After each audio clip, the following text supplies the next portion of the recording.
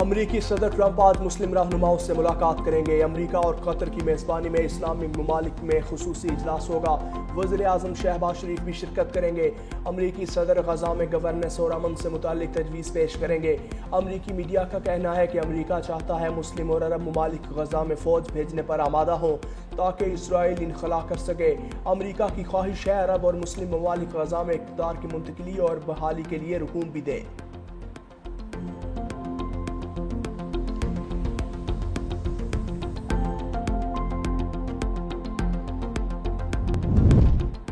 وزیر اعظم اقوام متحدہ کے اجلاس میں شرکت کے لیے نیو یارک میں موجود۔ وزیر اعظم 26 ستمبر کو جنرل اسمبلی اجلاس سے خطاب کریں گے۔ جنرل اسمبلی اجلاس کی سائیڈ لائنز پر اہم ملاقاتیں ہوں گی۔ شہباز شریف صدر عالمی بینک اور MD IMF سے بھی ملاقات کریں گے۔ وزیر اعظم جنرل اسمبلی اجلاس سے خطاب میں کشمیریوں اور فلسطینیوں کے حق خودارادیت پر زور دیں گے۔ وزیر اعظم دہشت گردی، ماحولیاتی تبدیلی اور اسلاموفوبیا سمیت عالمی مسائل پر پاکستان کا موقف پیش کریں گے۔ فرانس اور بیلجیم نے بھی فلسطین کو بطور ریاست تسلیم کر لیا۔ فرانس اور سعودی عرب کی سربراہی میں 2 ریاستی حل سے متعلق اقوام متحدہ کا اجلاس۔ فرانسیسی صدر نے کہا، فلسطین میں امن کا وقت آ گیا، ہماری ذمہ داری ہے کہ ہم 2 ریاستی حل کا تحفظ کریں۔ بیلجیم کے وزیر اعظم بولے، فلسطین سے سفارتی تعلقات کا انحصار حماس کے مکمل غیر مسلح ہونے پر ہوگا۔ فلسطین میں صدارتی اور پارلیمانی انتخابات کے بعد ہی تعلقات قائم ہوں گے۔ فرانس کے اعلان کے بعد فلسطین کو تسلیم کرنے والے ممالک کی تعداد 151 ہو گئی۔ 2 ریاستی حل سے متعلق فرانس اور سعودی عرب کی قرارداد کی 142 ممالک نے حمایت کی۔ امریکہ اور اسرائیل کی جانب سے اجلاس کا بائیکاٹ۔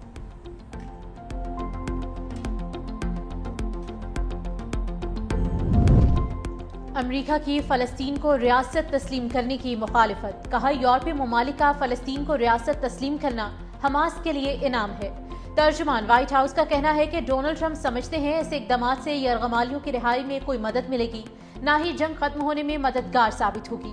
یہ فیصلے صرف باتوں تک محدود ہیں، ہمارے اتحادیوں کے عملی اقدامات نہیں۔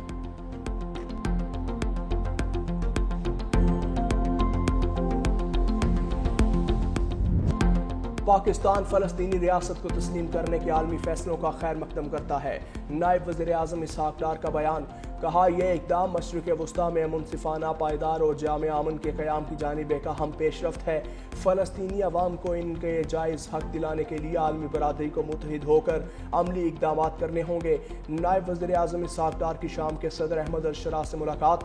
پاکستان کا شامی عوام سے مکمل اظہار یکجہتی، تجارت اور ترقی سمیت مختلف شعبوں میں تاریخی روابط کو فروغ دینے کا اعادہ۔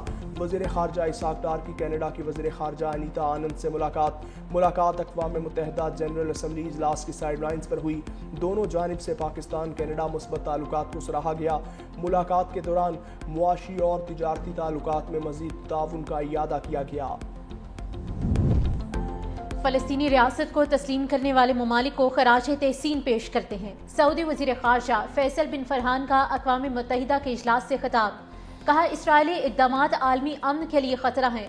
غزہ اور مغربی کنارے میں اسرائیلی مظالم جاری ہیں۔ قطر پر حملہ اسرائیل کی جارحانہ روش کی تازہ مثال ہے۔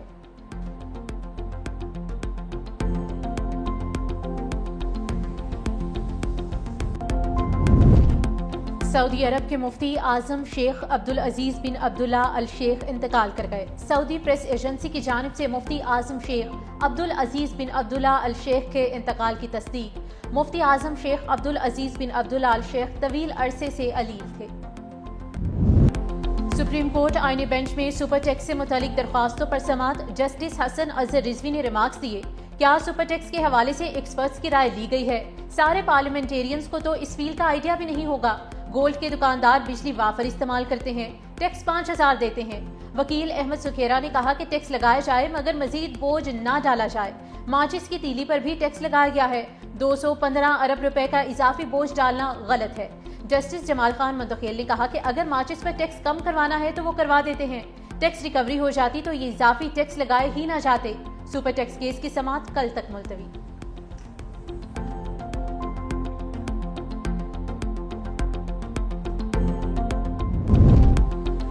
راولپنڈی کی انسداد دہشت گردی عدالت میں جی ایچ کیو حملہ کیس کی سماعت بانی پی ٹی آئی کی فوٹیج دینے ٹرائل روکنے کی درخواستیں خارج جج امجد علی شاہ کیس کی سماعت کی بانی پی ٹی آئی کو واٹس ایپ لنک پر عدالت پیش کیا گیا آواز ڈراپ ہونے اور بانی پی ٹی آئی کی شکل واضح نظر نہ آنے پر وکلا صفائی نے عدالتی کارروائی کا پھر بائیکاٹ کر دیا سماعت کے دوران استغاثہ کے 8 گواہان کے بیانات قلم بند سماعت 27 ستمبر تک ملتوی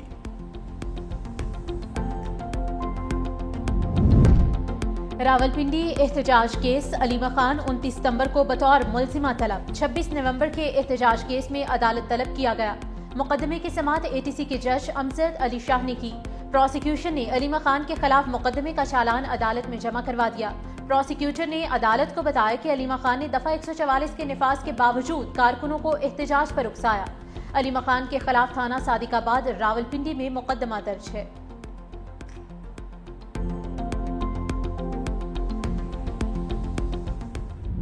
سنبھالی تو پہلے ہی اپنی اسپیچ میں نے بات کی کہ ہمیں افغانستان سے مذاکرات کرنے چاہیے کیونکہ فیڈرل گورنمنٹ کا یہ ڈومین ہے تو انہوں نے اس کے اوپر تنقید بھی کی میرے اوپر کہ یہ نہیں کر سکتا بات ایک صوبہ ہے نہیں کر سکتا بات افغانستان کی طرف سے اچھا میسج ہے ہمیں اس حوالے سے کہ وہ چاہتے ہیں کہ یہ مسئلہ حل ہو کیونکہ ظاہری بات ہے جب مسئلہ حل ہوگا تجارت کھلے گی امن قائم ہوگا تو دونوں ممالک کا فائدہ ہے اس میں مجھے امید ہے انشاءاللہ کہ بہت جلد وفد جائے گا وہاں پر اور انشاءاللہ وہاں پر جا کے باقاعدہ طور پہ گورنمنٹ ٹو گورنمنٹ جو ہے اس کے اوپر مذاکرات انشاءاللہ شروع ہوں ہم بہت جلد افغانستان اپنا وفد بھیجیں گے افغانستان سے اس وقت بات کرنا بہت ضروری ہے وزیر اعلیٰ خیبر پختونخوا علی امین گنڈا پور کی پشاور ہائی کورٹ کے باہر میڈیا سے گفتگو کہا ملک کے اندر لاقانونیت ہے ہم جنگ لڑ رہے ہیں عدلیہ ہمیں انصاف ضرور دے گی اس جنگ کا حل صرف اور صرف مذاکرات ہے خیبر پختونخوا حکومت کے آپریشن میں 80,000 سے زائد افراد نے جانوں کے نذرانے پیش کیے دوسری جانب پشاور ہائی کورٹ نے علی امین گنڈا پور کے خلاف الیکشن کمیشن کی کارروائی کو روک دیا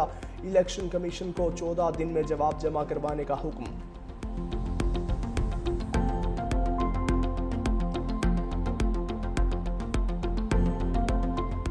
غریبوں کا پروگرام ہے اس کا کسی سیاسی جماعت سے کوئی تعلق نہیں ہے بے نظیر نام جو ہے وہ اس لیے رکھا گیا تاکہ پاکستان کی جو عورت ہے جو پسی ہوئی عورت ہے پاکستان کی وہ اس نام سے طاقت لے یہ نام کی وجہ سے اگر کسی کو چڑ ہے اس نام کی وجہ سے اگر کچھ لوگوں کو تکلیف ہے تو یہ ناہم تو رہے بی آئی ایس پی کا نام تبدیل نہیں ہوگا بی آئی ایس پی کو فراڈ کہنا 1 کروڑ خاندانوں کی توہین ہے بی آئی ایس پی کسی صوبے تک محدود ہے اور نہ ہی کسی پارٹی تک chairperson Benazir income support programme senator Rubina Khalid کی پریس کانفرنس کہا یہ پروگرام سیاست نہیں غریبوں کی بقا اور وقار کا سہارا ہے سیلاب سے ملک بھر میں نقصان ہوا اس موقع پر سیاسی پوائنٹ سکورنگ سے اجتناب کیا جائے 2022 کے سیلاب میں بی آئی ایس پی نے 70 ارب روپے کی ہنگامی امداد دی یہی وہ پروگرام ہے جو سیلاب زدگان کو بہترین سہولیات فراہم کر سکتا ہے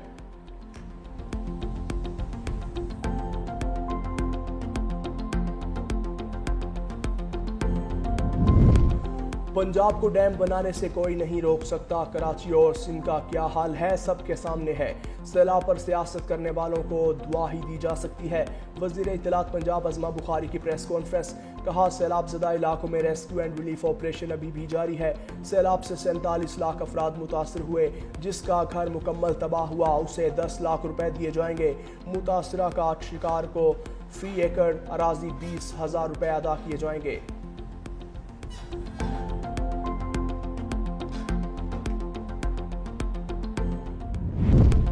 سیلاب سے متاثرہ علاقوں میں بحالی کے اقدامات جاری ہیں پنجاب کے دریاؤں میں پانی کا بہاؤ نارمل ہے D G P D M Punjab Irfan Ali Katia نے کہا کہ سیلاب سے متاثرہ علاقوں میں بھی پانی کی سطح میں واضح کمی ہوئی دریائے ستلج میں درمیانی سے نچلے درجے کی سیلابی صورتحال برقرار ہے